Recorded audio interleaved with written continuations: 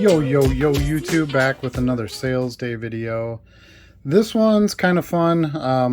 So I list new auctions the first weekday of the month generally, and so since today is what, the 10th, I think, 10th, 11th, whatever it is, I had that set of that week of auctions end, so I have a whole bunch of stuff that got paid for that I got to ship out. So we'll take a look at that. So this actual first stack here is all sold in auction from a couple of different purchases. It's all the same buyer, of course, but some from my main store account and then some from my straight auction eBay account. So this was a really nice purchase. This is what I want when I'm listing these auctions. If I list one card, it's a break even.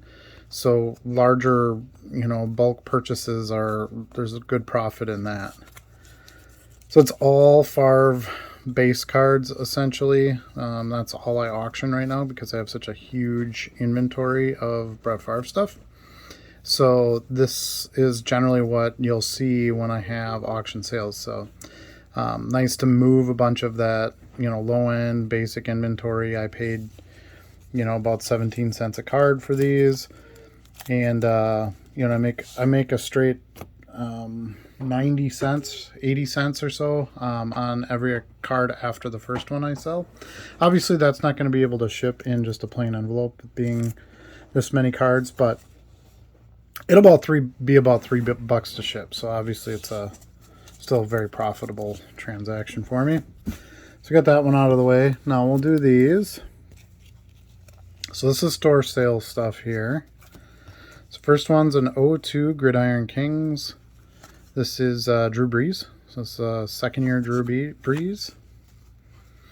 You might have remembered my mail day video. I think I did a mail day video on these, but I had gotten pretty much a complete set of these. What do they call them? MJ Time or something like that. They all look like this film set here or whatever. But anyway, I sold one of those out of that. A 2007 X-Fractor Favre. And that's numbered out of 250. Don't remember what I paid for that, but I sold it for 20. I'm guessing I paid, between $6 and $8. This is one of those random autos that I pick up when I see them in quarter boxes.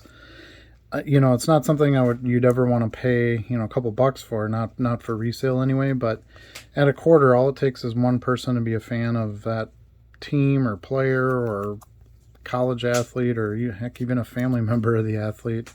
If they're not a known name, they probably don't have a lot of autos out there, so those are a good one to flip. This I just got in that large lot of cards that I had a seller put together for me, where it was all Barry Sanders and Emmett and Favre. I gave him a list of players. It's one of the Barry Sanders out of that. This I got out of a 10-cent box one at an Appleton card show. A nice young man in college that was selling a bunch of stuff that he had kind of inherited, from what I believe.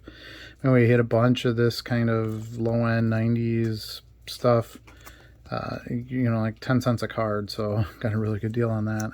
I'm sure I paid less than that anyway, doing a bulk. This is one of the cards in the stack that I just got from my father-in-law's friend at his church. So this is a Carol Dale, not in very good shape, but hey, a free card that I've sold for $3, so why not? This is part of the dollar box stuff that I had just gotten at the Green Bay show. This was a pretty quick, almost all these cards were pretty quick sales. This was all newer stuff that I listed for the most part. This is a Rodgers. I bought a lot of Rodgers stuff that was in there. This is a little bit older. I bought that 300 card lot of rookies for like $5 of different football rookies. Those have been getting picked out of there pretty good, so that might be something that I look for again. Main reason I bought it was it had a bunch of bulk Collector's Edge Masters inserts for so that would have been veteran players. It was Barry and Elway and Marino and Favre and Aikman, I believe. That was the reason that I bought them, but these rookies have turned out to be pretty good too. These are kind of interesting.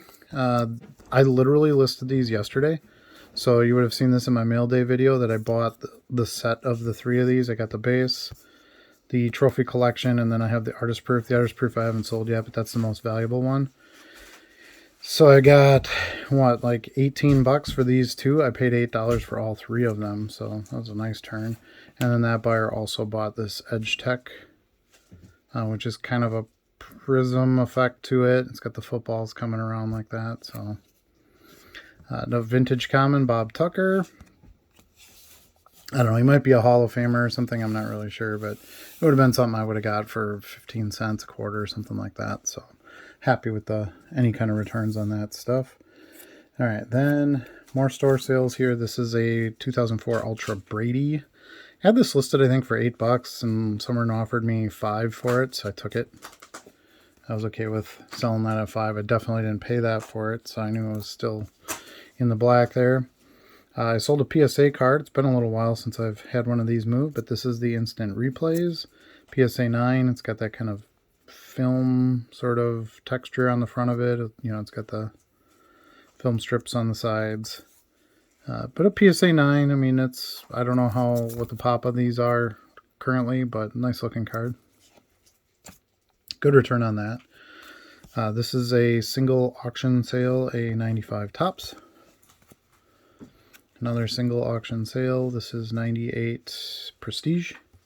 So again, these are break-even sales, but it gives me an opportunity to get to a new customer, send them a card out promptly, you know, package it nice, and you know, hopefully they'll come back and they'll look for some more purchases. Another single auction sale. This is 97 Pinnacle Mint. Okay, then these 2, is it these 2? Yeah, these 2 sold on auction. This is a regular customer of mine on my auction account. This is a 2000 Supreme and a 2000 Pacific Paramount on auction. A 2000 Tops. This went for $1.75 for some reason. I don't know why, but single card sale, but at least it went for $1.75, so I did make some profit on that single card.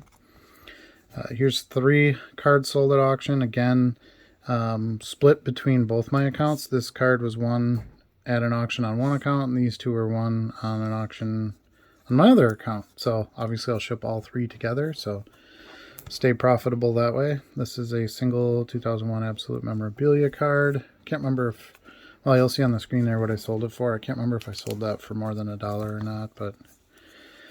And then this here, again, split between 2 accounts. This single card sold on auction on I think my main account. Anyway, sold on what you'll see on the screen there, sold on under one of my accounts. And then these 4 sold at auction on the other account. So again, of course, combine ship them. That's one nice thing about the 2 accounts. You can still combine the shipping on them. Obviously, they can't be paid for altogether. They were paid for in 2 transactions. So, you know, unfortunately, you double up your final value fee, but at least you don't have to pay shipping on the additional cards. And then one more single card. This is a 98 Leaf Rookies and Stars. Oops. So this would be a break-even sale there. So that's it for this mail day. Thanks again, or not mail day, that's it for our sales day. Thanks again so much for watching, and we'll see you again soon.